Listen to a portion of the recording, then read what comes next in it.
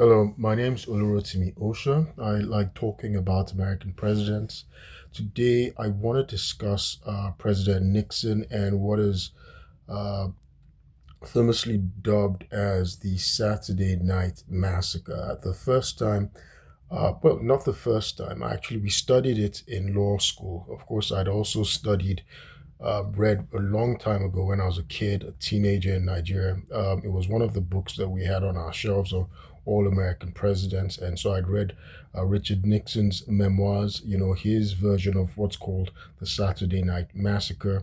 And I remember my constitutional law professor also talked about it when I was in law school at George Washington University Law School in DC. So now today I want to talk about,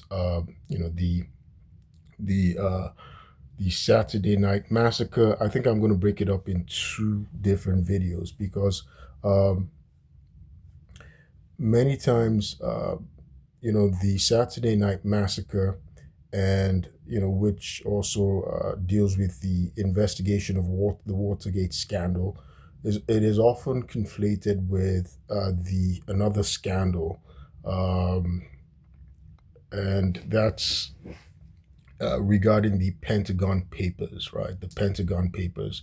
And that's really because two of the main culprits, right, were also involved. They were involved in both cases, right? So the Pentagon Papers, that was the breaking, that was when um, the people who operatives who were known as the White House plumbers, right, working for President Nixon at the time, broke into the Beverly Hills office of a a psychiatrist, right? The psychiatrist of Daniel Ellsberg. Daniel Ellsberg he'd been once an analyst at the Pentagon, and he leaked the Pentagon Papers to the New York Times, and so he was charged later on for under the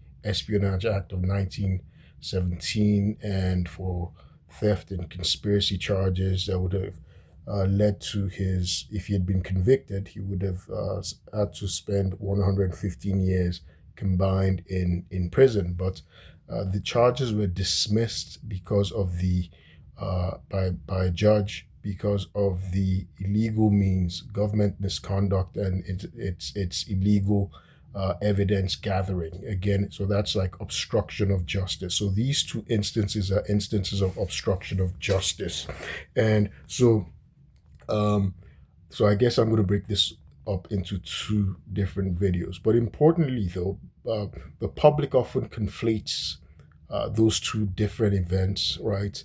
Major events under Richard Nixon, and of course, which brought Richard Nixon down, and he ultimately resigned in 1973 to his second vice president Gerald Ford, and he was pardoned, right? So, uh, so the the thing is, these are two separate events, but importantly, the culprits involved in both instances, right, known as the White House plumbers, where a guy called G. Gordon Liddy. G. Gordon Liddy was he'd actually been an FBI agent. He'd been a lawyer as well. And then there's a guy who was called E. Howard Hunt. E. Howard Hunt was an Ivy League graduated from Brown University, and he had been a CIA. He had been a CIA officer. So interestingly, he was also a prolific author. Right, he published over 70 spy novels using various pseudonyms. So it's rather interesting. But this, they reflected, um, the shady, the shady operations reflected the shadiness of that's been associated with the Nixon administration, and rather unfortunate for President Nixon that these scandals were exposed, and just after uh, massive massive second term elections victory, and which has gone down as one of the most massive landslides ever, right? Of course, in yeah, he won over 60.7% of the popular vote, and in terms of electoral college wins, he won about 520 out of 521. He won 49 out of 50 American states, right? And it's recorded as maybe as the third largest electoral victory, you know, presidential victory, only after President James Monroe and FDR.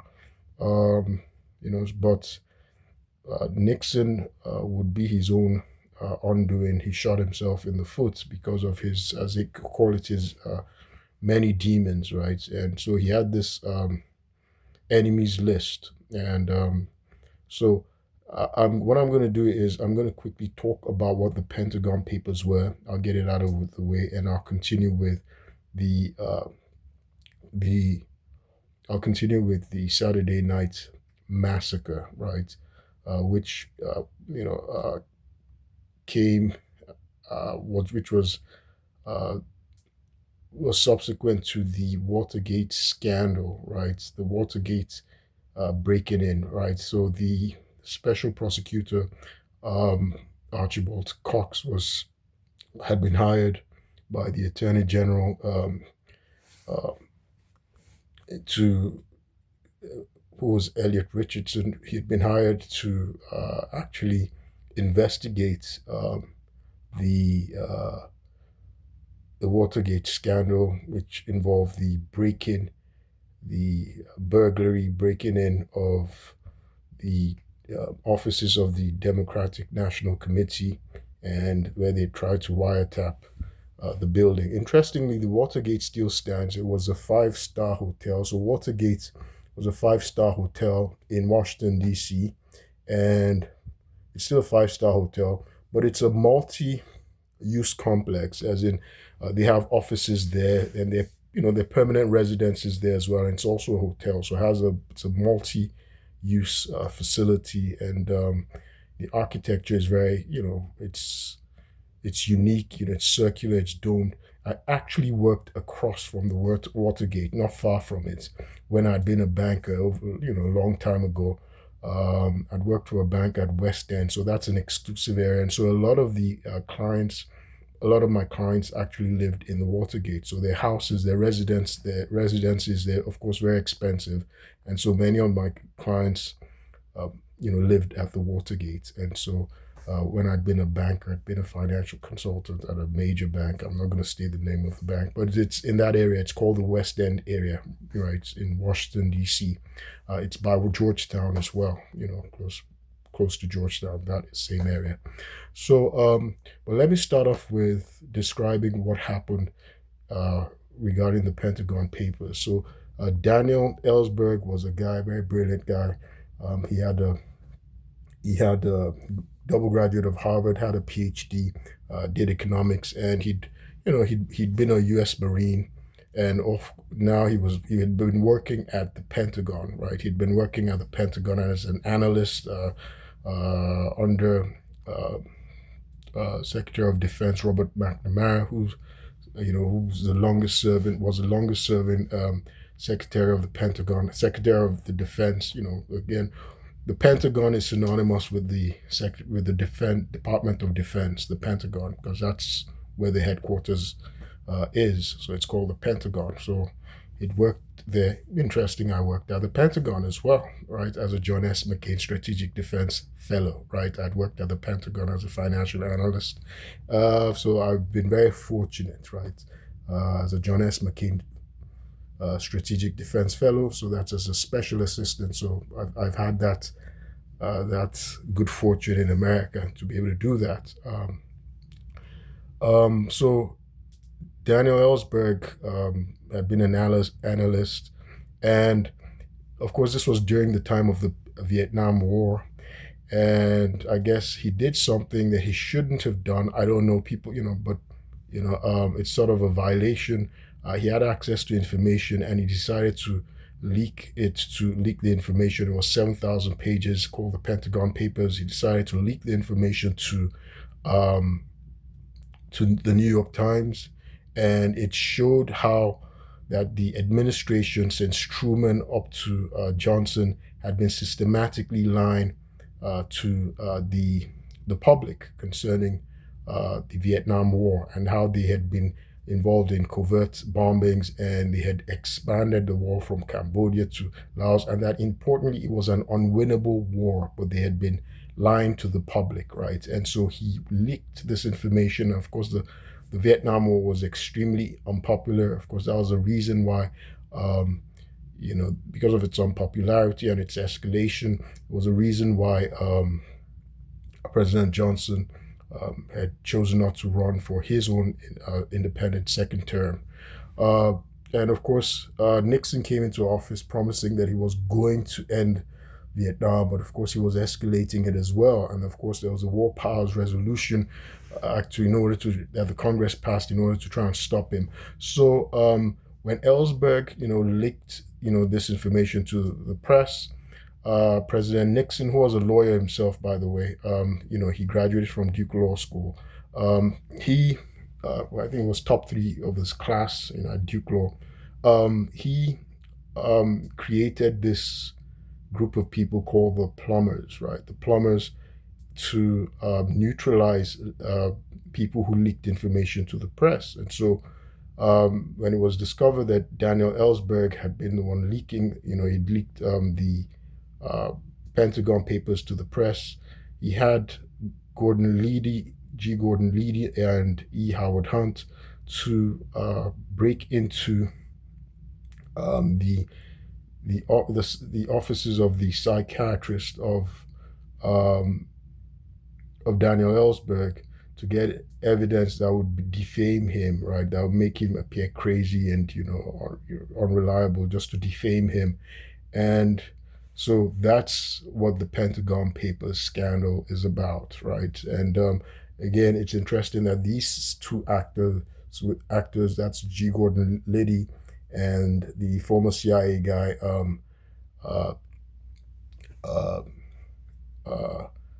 E. Howard Hunt, were involved in other atrocities and attempts by the White House administration to neutralize the enemies of President Richard Nixon. And for instance, it included a guy called Jack Anderson. He was a journalist who they said Nixon always hated him because he was the one whom Nixon held responsible for his narrow loss to John F. Kennedy in 1960, because Jack Anderson had written an article that revealed a secret loan by the billionaire Howard Hughes, who was considered the richest man in America at the time, a secret loan he'd given Richard Nixon's brother. And so it gave the appearance of Richard Nixon being bought by a billionaire for political favors and being corrupt. And so Nixon attributed his loss to that article by Jack Anderson. And so it was revealed later on that Gordon Liddy and Howard Hunt had been conspiring with other operatives to actually assassinate Jack Anderson. And one of the methods, they'd been considering a number of methods. One of them was to spike his steering wheel with LSD, and so he'd be high and get into a car crash, a fatal car crash, or to use a fatal mugging. So, but that was forestalled with their subsequent arrest in the Watergate break-in on June 17, 1972. So the Pentagon Papers scandal, break-in was in 1971, September 1971. So they were busy. These guys were very busy, the Plumbers. And so they had something else in the pipeline, the assassination of Jack Anderson, but that was forestalled. They were still in the planning stage. But fortunately for Jack Anderson, that was forestalled. And while they were involved in the break-in of at the Watergate building in order to install wiretaps on the Democratic National Committee headquarters, which was located at Watergate. And so They were arrested. About 5 of them were arrested, and eventually, there are these dogged journalists. One of them was there's a movie about it, by the way. You can watch it. Dustin Hoffman is in it, and what's his name? Robert Redford was also in it. Um, so one of them played Bob Woodruff. I'm actually reading a Bob Woodruff book. It's he wrote a sort of a biography of George W. Bush uh, on the war, the Iraqi war. So, which I'm still reading, and when I'm done with it, I guess I'll discuss that as well. I'm reading a number of books. I've gotten into reading a variety of books at the same time. Um, of course, I haven't finished Plato's Republic. When I finish that, I'll discuss that as well. Plato's Republic, because that influenced our founding fathers. Importantly, what's his name? Alexander Hamilton. So, in any event, uh, so the Watergate scandal occurred. The break-in was June 17, 1972, and then subsequently, Nixon's Attorney General, while he was being confirmed, he promised to do a thorough investigation of the Watergate scandal, and he hired a special prosecutor, and he assured the congressional committees that the oversight committees that he was not going to interfere in the independent investigation, and by a guy called Archibald Cox. Archibald Cox was a very remarkable, very respected lawyer. Of course, he was a double graduate of Harvard Law, and he'd been a former Solicitor General himself. He graduated from Harvard Law, had been Solicitor General under um, JFK, President John F. Kennedy, and Lyndon B. Johnson. And so Archibald Cox started to investigate, and asking, um, he was requesting some tapes from Richard Nixon. So Richard Nixon infamously used to had secret tapes in the White House. He used to record people. It made him notoriously unpopular, but he wasn't the first president to do it. John F. Kennedy used to do it as well. So he had these tapes, and of course the tapes were the smoking gun. It showed that, in fact, what he had been, projecting to the public, that he had nothing to do with the Watergate break-in, the scandal. He had no idea, and so he had been trying to obstruct justice. He had been trying to have the matter closed, to drop the investigation. But now Archibald Cox was dogged. He wanted those tapes, that they would be able to provide evidence on the involvement of the White House, and so Richard Nixon tried to get his Attorney General to fire Archibald Cox, and this was October 20, 1973. The Attorney General refused, and so he resigned in protest. This was on a Saturday, on October 20, 1973. When he resigned, his deputy Attorney General was William Ruckelshaus, and so Nixon tried to pressure him to fire Archibald Cox in order to stop the investigation. So you see, that's obstruction of justice. William Ruckelshaus also refused, and in protest he resigned as well. This was all in the Department of Justice.